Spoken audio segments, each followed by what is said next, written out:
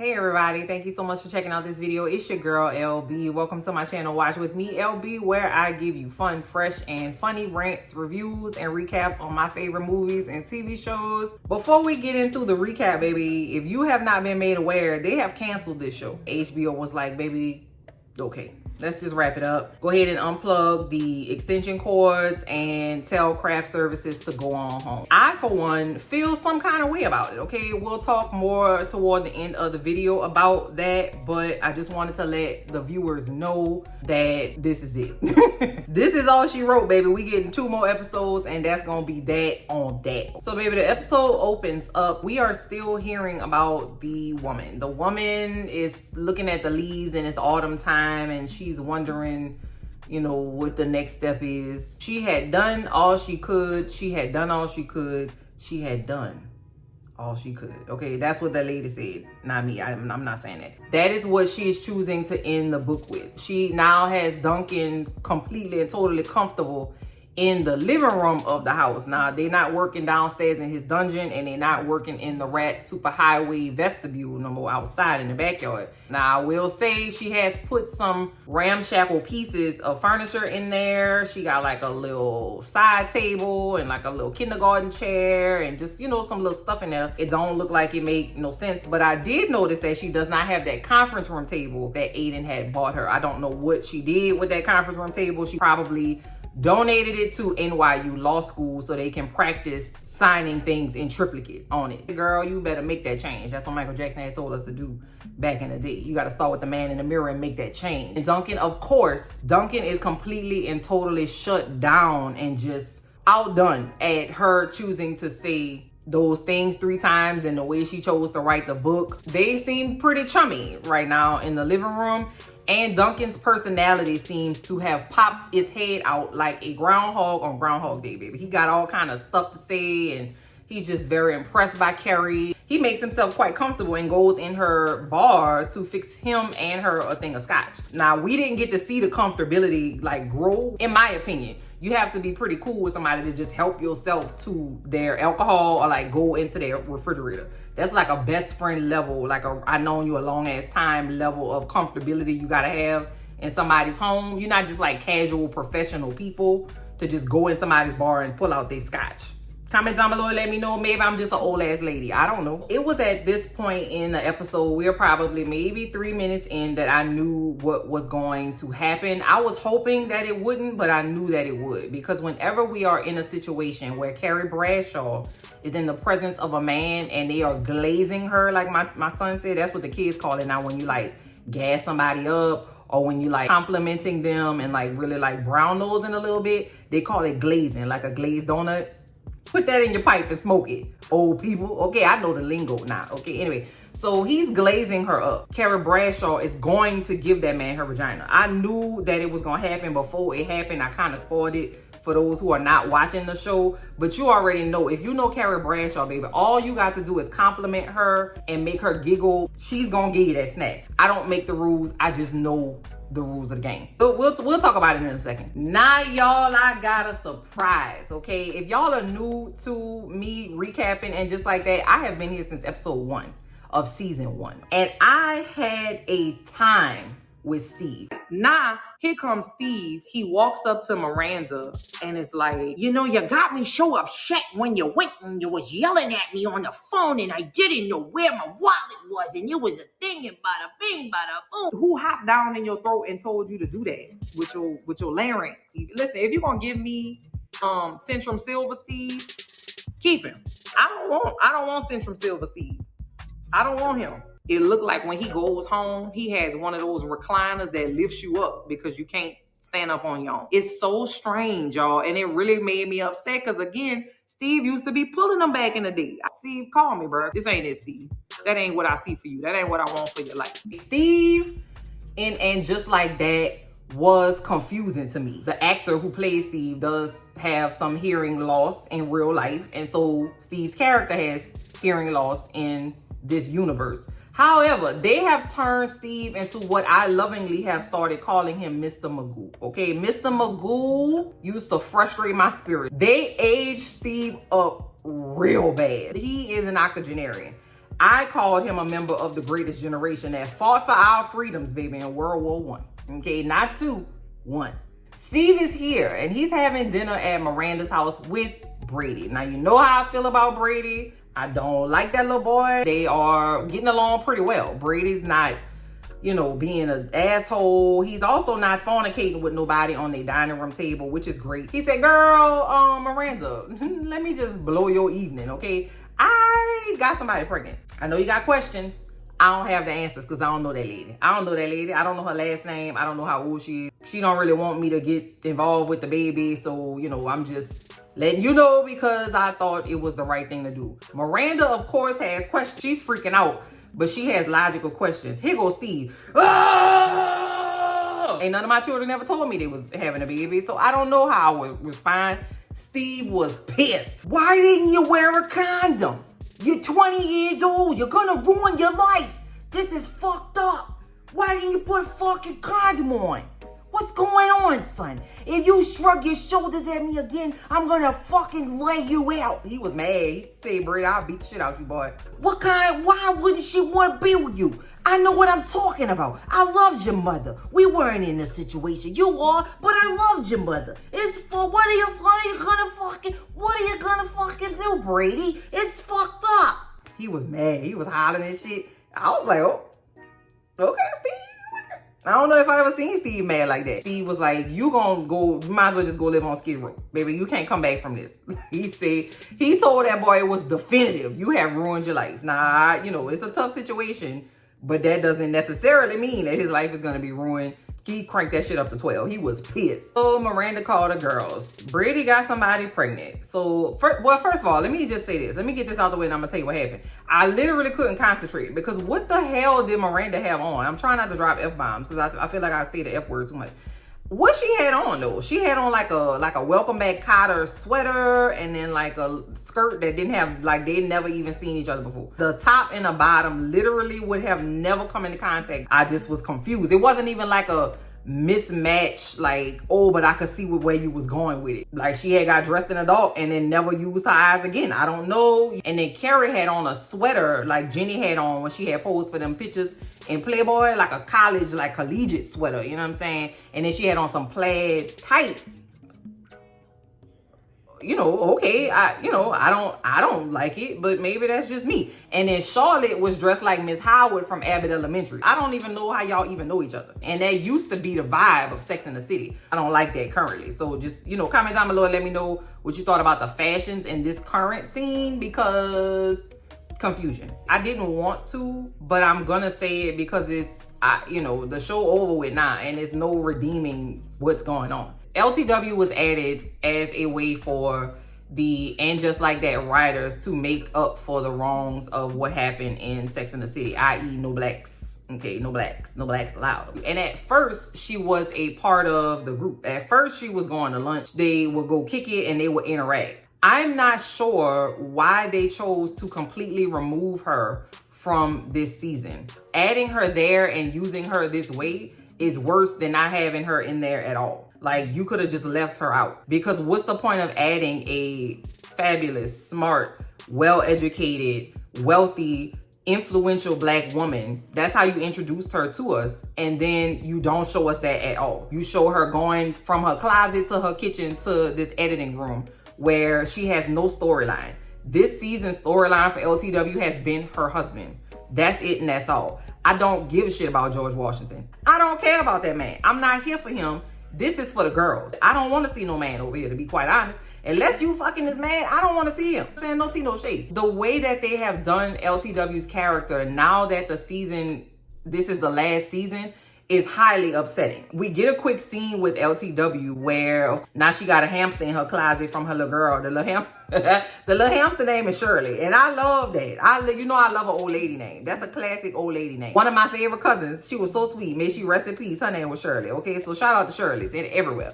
LTW running around. She late for this. She got to go to that. And then the husband come in talking about this goddamn campaign. Thank God he said that the election is coming up. It's Tuesday. It's like in a couple days. Thank God. But now that means that we have spent the entirety of this season talking about this goddamn election. I don't get no ballot. I can't get no absentee vote. I can't go to the damn meet and greet. I can't do nothing. But you made me sit through this whole debacle with this campaign, and that's ridiculous. We ain't never gonna get to see the documentary. None of this stuff matters, which is the thing that's pissing me off the most. If you're gonna wrap up 3 years worth of storylines that literally made no sense, they didn't connect, they sort of connected, and we basically just watched callbacks from Sex and the City that I don't remember because I watched the show when I was in college. I don't know. I'm a divorcee. That's how far apart it is from then and now, child. I done had a whole 3 different lives since the last time the show went off. I don't watch the show like that. So they were calling things back, and I was like, that look familiar.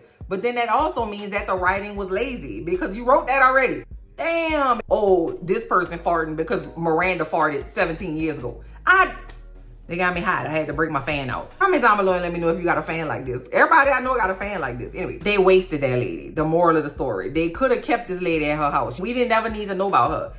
And then the other black lady in the show, that lady fell off a cliff must be, and we don't know. That lady was an integral part in the story last season. And then she just went away, never to be seen again. That's the same thing that happened to Judy Winslow in Family Matters. That girl went up the stairs one day and we ain't never see her again. How you gonna Judy Winslow this lady? We saw her. We saw the lady. Let me go ahead and get Anthony's storyline out the way. Anthony and Giuseppe are at the house knocking boots. They get a knock at the door. There has been a gas leak. They're at Anthony's apartment. So Anthony said, let's go to a hotel. Giuseppe said, why go to a hotel? We could just go to my house. It's only for a little while. Giuseppe has a roommate. They go to his house and they are in the bed completely nude, and the roommate walks in.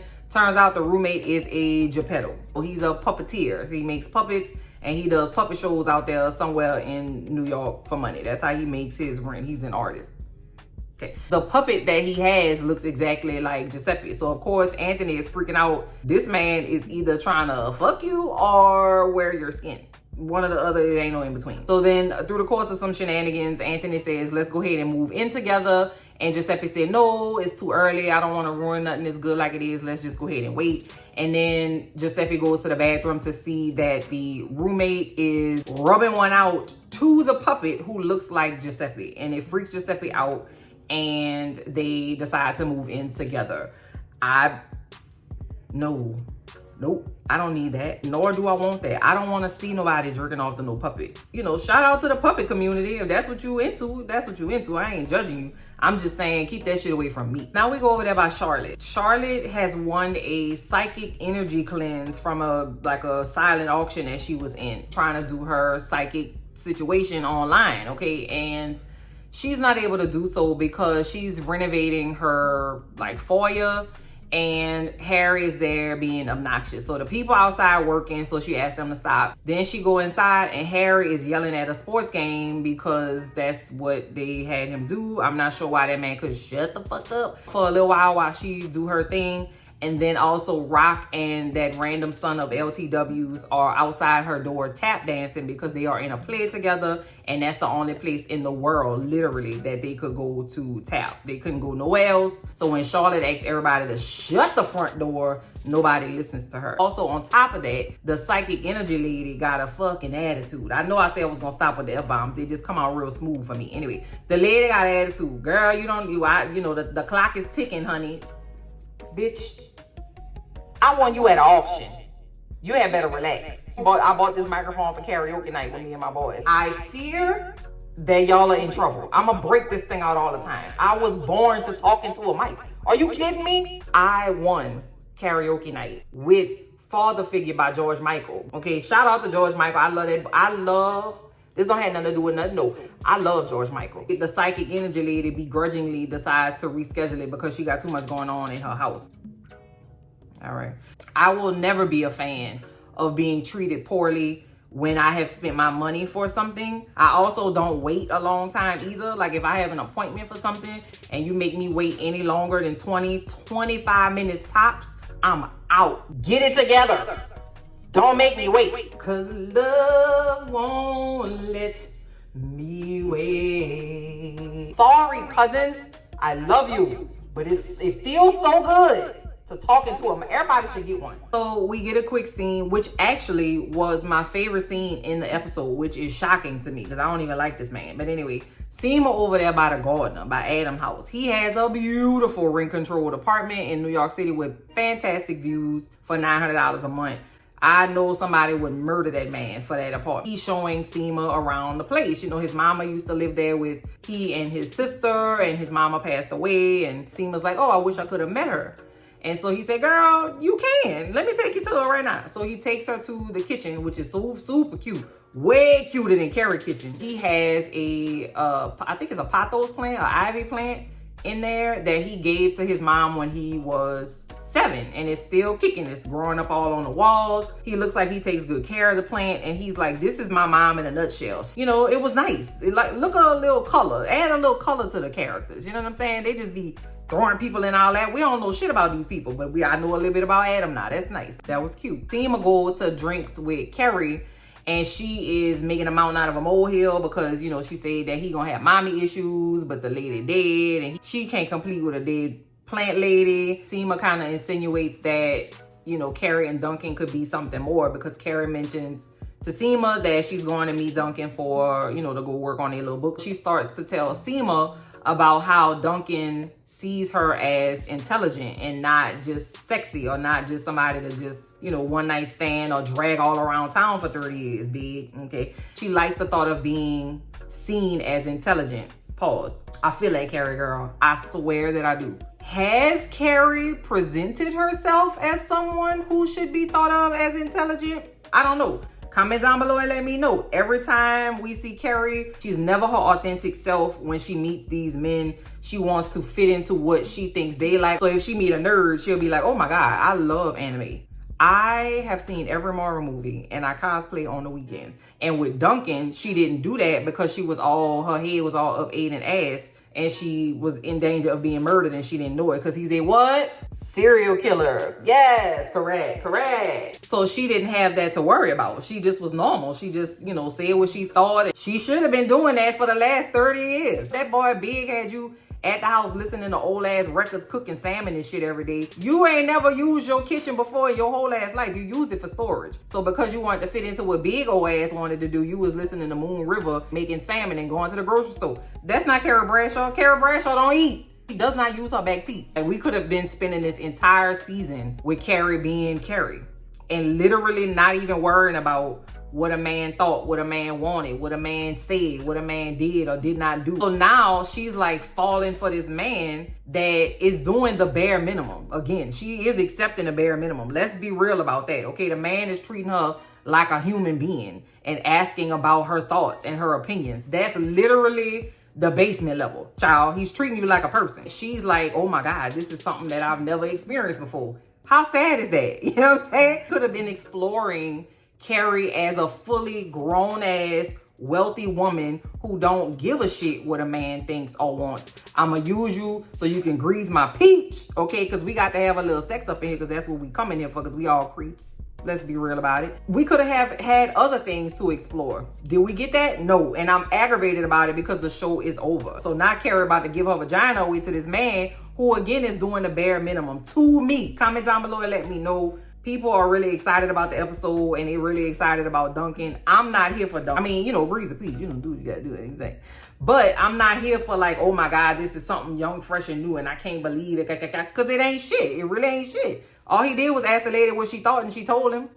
Miranda and Charlotte go to the salon where they have found out that Mia, Brady's baby mama, worked. Miranda goes up and she's like, hey, how y'all doing? I don't have an appointment. I'm here to see Mia. And the lady was like, why are you doing that? Mia is a shampoo girl at the salon. So nobody comes in asking for her. Mia just works there. And so, you know, Mia's like, shit, I'll shampoo your hair, girl. Come on in. She's very obviously pregnant. And she seemed like a, you know, like a lady child. They get back to the shampoo bowl and Miranda is got no chill. She don't, I don't know if she ever went on no sneak mission before, but I don't really feel like she has. Because she was like, girl, you pregnant? When was your last ovulation date? Are your breasts tender? Do you have any spotting or discharge in your underwear? Like, Miranda, you got to relax, girl. She literally just put the water on your hair. And then when she's shampooing Miranda's hair, she starts to pass gas. Now, I know that that's a callback from when Miranda was pregnant with that little boy that we don't like, Brady. However, Miranda didn't directly have her anal region in somebody's face when she did that. The lady was standing up over Miranda and she passed gas, and it was a long, wet, sloppy one. And I would... Girl, you're not about to pass gas in my face, girl. You ain't no, you're not sorry. You're not sorry enough. You will not. That's why I draw the line. It's certain things you just can't do to me. You're not gonna pass gas in my face, bro. What are you on right now? Miranda keep asking these wildly inappropriate questions. Do you know who the father is? Did you get a paternity test? And so the lady was like, bitch, who are you? I'm the boy mama. Mia proceeds to waterboard Miranda. Exactly. That's exactly what I would have done. Because, girl, why are you in my place of business asking me about my damn vaginal secretions? Absolutely not, girl. You got to go. I like Mia. Mia's gonna be a great mom. She might be a problem at the PTA meeting and at the parent-teacher conference, but she ain't gonna let nothing happen to that baby. I know that. So now we back over there with Carrie and Duncan. Duncan is downstairs waiting and drinking. Pause. Duncan might be a drunk. I'm just gonna say it. The man didn't say 3 words for like 5 episodes, and now he's saying 433 words, and he drinking the whole time. Like every time I see him, he got some brown liquor in his mouth. I don't know. I'm just watching. Actually, it don't even matter. That man going away. I ain't never gonna see that man again. Go ahead, Duncan. Be a drunk if you want. So he go upstairs to help Carrie because she having trouble with the printer, which I thought was very relatable. I hate my printer. I hate it. I don't need to use it that often, but whenever I do, it got a goddamn attitude, and I just don't understand it, bro. You got one job, printer, and they doing a little flirt McGird. He goes over to her closet and says, look at all these frocks. Pause.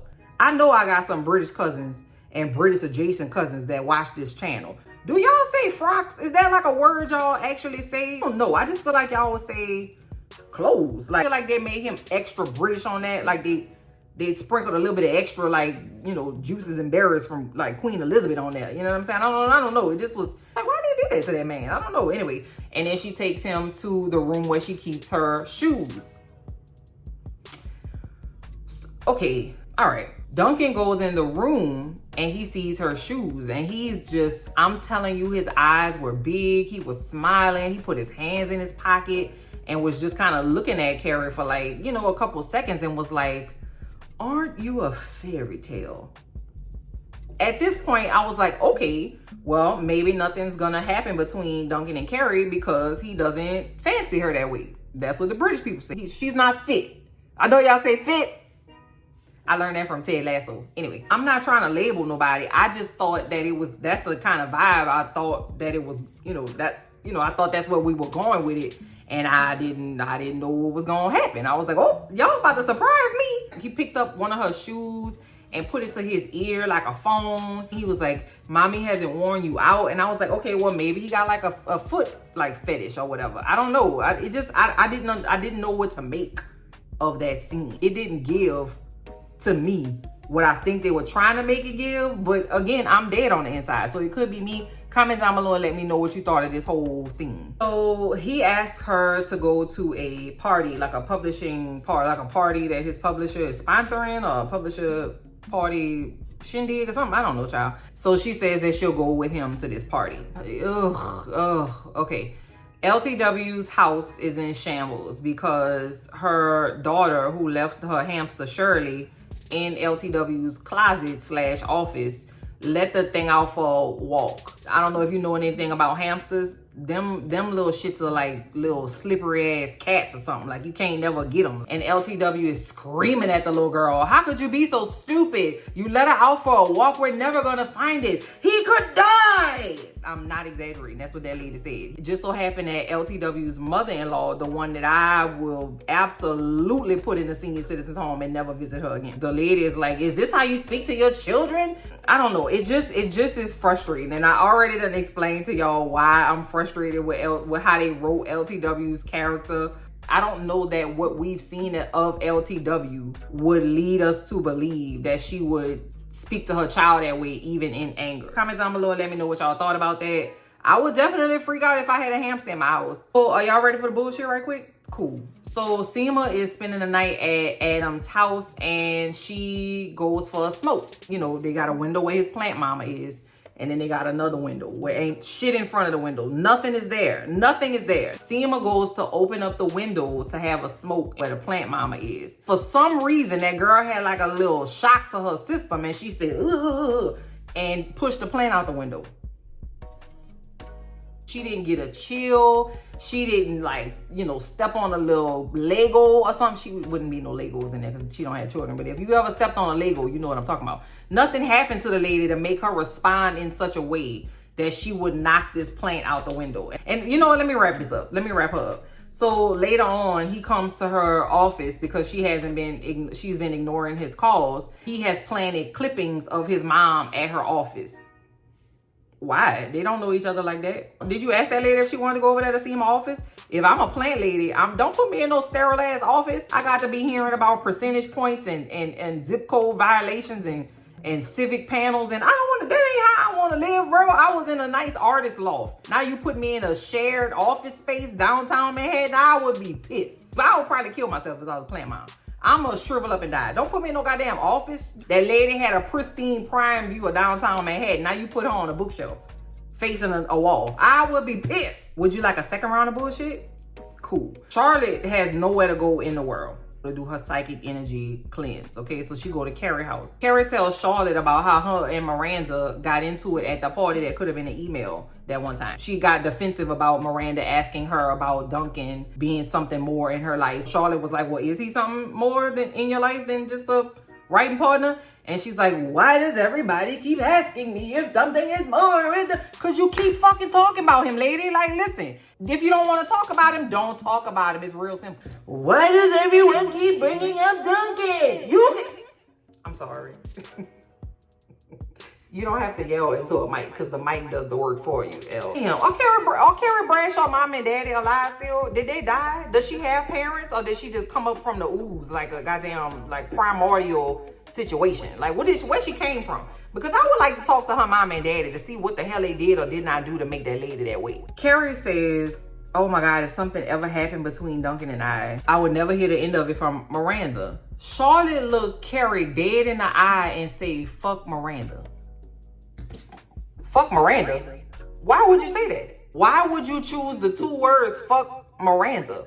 What Miranda got to do with anything? You wasn't even there, first of all, Charlotte. Put your eyeballs up. You wasn't even there. You don't even know. That was so strange to me. Very unlike Charlotte. Because why would you say that? Because she's usually the one that's like, don't worry about it. You know, let's give it a benefit of the doubt. Maybe she was just having a bad date. Fuck Miranda.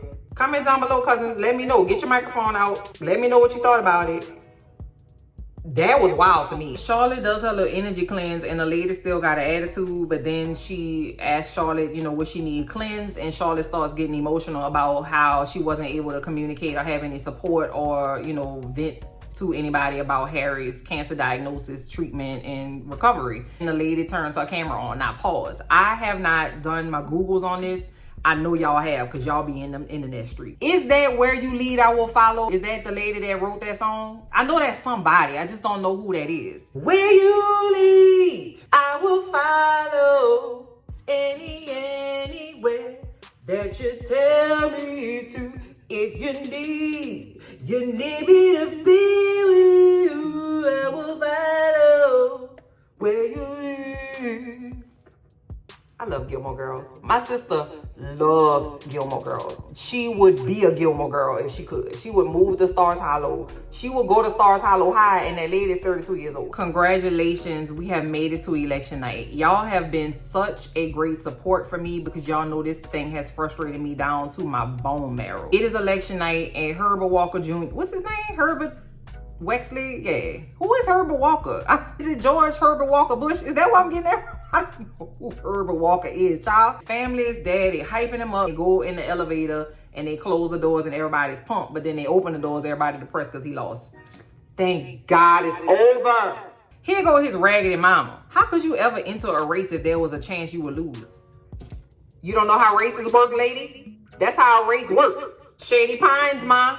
Shady Pines. Put that lady in the Shady Pines nursing home, baby. Because you got to put that lady up on the shelf somewhere and never go back to see her and visit her and let her shrivel up like I would have done if I was that plant mama and seen my office. Shrivel up, baby. You got to go. So it's time for the publishing party that Carrie and Duncan are gonna go to. She puts on an outfit that is giving very much Margaret Thatcher's secretary. Very conservative, okay? Buttoned up. It's gonna take some shorthand, okay? 1940s woman on the move in New York City, okay? So she decides, you know what? No, I'm gonna go upstairs and put this dress on. I forgot to tell you, they were talking about a dress, and you know, Charlotte told her the dress deserves to be seen, and right before she said fuck Miranda, which I ain't never gonna get over, child. I ain't never gonna get over that. But anyway, so she puts the dress on and she looks cute. Like, it looks cute. I just want to say, them things was sitting, wasn't they? Hell yeah, you know I'm a melon felon girl. I love a good cleavage. Now I love when people with titties be sitting up high and stuff. Her titties was looking great. No, I'm not trying to objectify the lady. I'm just giving her a compliment. They was sitting up. I said, hell yeah, girl. You better put them things on. Hell yeah. If I was rich,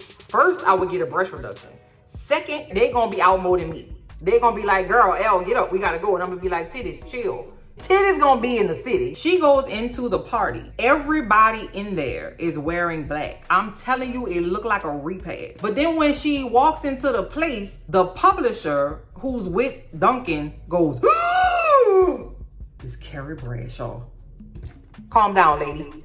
Calm down. For that lady to audibly gasp like that, I didn't know that Carrie Bradshaw was outside like that. I didn't know that. Comment down below and let me know if I missed something that would, you know, let me know that she was well known on a microphone like that, because it didn't give that to me. As soon as the lady get there, say, girl, let's go get a drink. He is a drunk. I have seen this man drink some brown liquor at least 6 to 7 times, because I know that Aiden is a what? Serial killer. And I know that Duncan is a what? Drunk. You know, everybody loves her and everything is great, and so she offers her to, you know, the publisher offers to publish it. If you're looking for a publisher in England, let me know. And just like that, Carrie hasn't been at the damn party long, and Duncan said, you want to go, you want to leave? And she was like, yeah, let's go. They walk home and they have a little glazing session on the porch. You're wonderful. No, you're wonderful. The book is amazing. No, your book is amazing. Glazed. Okay, damn, now I want a Krispy Kreme. That's a shame, bro. That's why my bag big, bro. I can't never stop thinking about food. Ugh. Duncan says, do you want to come to my place? And he was like, just in case you was thinking about it. I'm not trying to work, girl. I'm trying to grease that peach. She says no. And she goes upstairs. And before she gets to her door, the peach was like, I beg your pardon, bitch. Don't answer for me, okay? I answer for my own self. Take your ass back downstairs and grease me up. Shout, you want to hit them skins, knock the boots, bump uglies, and do the horizontal poker. I'm childish and I know this, okay? You don't need to tell me. I'm aware, cousin. Thank you. I, for one, was disappointed with this choice. I have been asking since 1963 for Carrie to stand up and stand on her own and not be up under a man. Don't chase this man. Don't question this man. Don't ask this man. Don't move around for this man. Don't adjust for this man. Who the hell are you, lady? She don't know. We don't know. Nobody knows, child. You don't have to sleep with every man to have a yam. Girl, it's millions of yams out here. You don't have to get on every one that you come across, bro. She's too old to not know who she is without the company of a man, without the input of a man. So now she thinks she's intelligent because a man told her so. She should have known that on her own. And I just feel so sad for her and for us that we have watched this lady not grow at all for 30 years. Like, what does that say about us? That we keep coming back for that? Are we glutton for punishment? Yes. Do we like the mess? Yes. Do we like to see maybe a cute little man every once in a while with a cute little butt and a cute little yam? Yeah, cool. I just want better for my girl, okay? I've been riding around with this lady for 30 years. She ain't tired of getting drug around, because I'm tired of her getting drug around. Because when they downstairs, after they finish doing what grown people do, Duncan said, you understand that I'm leaving, I'm going back to London and I ain't coming back, huh? I done got them drawers and I'm about to go. Excuse me? I mean, yes, we knew that, but we had just talked about that at the bar. So why are you telling me that? It's like, I don't know. I felt like he just got, you know, what he needed, and then he get to leave and go back to his life. You know he got them hoes over there in England. You know I'm leaving, huh? Yes, bitch, I know. I did clock that she got her feet in the scene, like being actively played with and fondled. Somebody always playing with her feet. And he was doing the same thing. He was basically hitting her, this little piggy go to market. I was like, Bitch, get me out of this, okay? I did not consent to be a part of your kink, okay? Leave me alone. He says that she has given him a new lifeline. Now, I was trying to figure out when she did that. I don't know. Like, I wasn't there all the time, but I was there a good little bit, and I didn't see when she threw him the lifeline. I just was confused about that part. So if somebody could comment down below and let me know when and how she gave him a new lifeline. He's writing a book on, where my mic at? On Margaret Thatcher. BFFR. I'm sorry I keep yelling at y'all. I'm like, did you hear what the lady said when they said what she said? Like, I keep yelling at y'all. I'm so sorry. I'm really having a great, I'm going to bring this out all the time. But the episode ends with Carrie sitting in the former rat superhighway in her backyard and saying something about the woman, and then how wonderful, because you got to do things at 3. That is where the episode ends. I saw people like this episode. I ain't really care for it because I just feel like the bar is so low that when we get any sense of normalcy and a cohesive storyline, we like, hell yeah, boy, this is cinema, okay? And it's really not. Like, this is still not a good episode to me. No tea, no shade. I just got to call a thing a thing. I'm not about to sit here and lie and say that it is good when it's not, because I didn't think that it was. I didn't enjoy the fashions. I didn't enjoy the nonsensical glazing. Okay, shout out to my 12-year-old. And I didn't enjoy just the lack of growth that we have seen in literally everybody. I don't want y'all to think that I get up here and just be finding stuff to nitpick with. I call a thing and I say what comes to my mind. I don't have a script. I don't prepare. I literally sit down and I press record on my iPhone 14 or 12 or whatever I got, y'all. I don't even use a damn real camera. I use my personal cell phone to make these videos. There is no preconceived notion. I sit down and I say what it is, and that's what it is. And unfortunately, we are gonna be getting 2 episodes that will wrap up this entire universe, and hopefully we could be done with it. Hopefully we can put this thing to bed, baby. What are you wearing to the funeral? I will probably wear orange. I look fantastic in orange, as I have mentioned before. You know, I have thrown a second line last episode, so we'll probably do one for the series finale. We can go to get some po' boys and beignets afterwards. So we could do like a bar crawl. If you don't drink, they have, you know, mocktails everywhere. But if you do drink, you're gonna get slizzard, okay? You're gonna be bending over, falling down, because that's what we got to do to celebrate. So comment down below and let me know what you thought of episode 10. And per usual, I love y'all real bad. I can't wait to talk to y'all in the comments. Na na na na, na na na na, hey hey hey, goodbye.